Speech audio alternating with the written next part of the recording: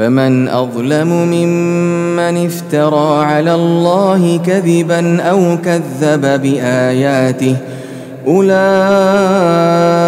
ينالهم نصيبهم من الكتاب حتى إذا جاءتهم رسلنا يتوفونهم قالوا أين ما كنتم تدعون من دون الله قالوا ضلوا عنا وشهدوا على أنفسهم أنهم كانوا كافرين.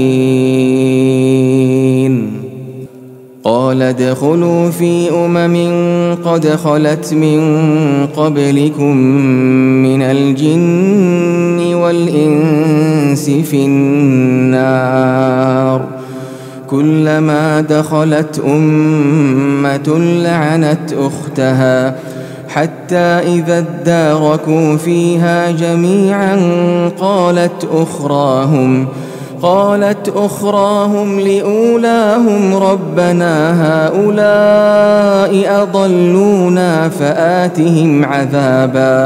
فآتهم عذابا ضعفا من النار قال لكل ضعف ولكن لا تعلمون.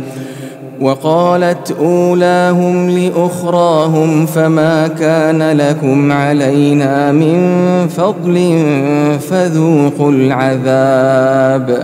فذوقوا العذاب بما كنتم تكسبون.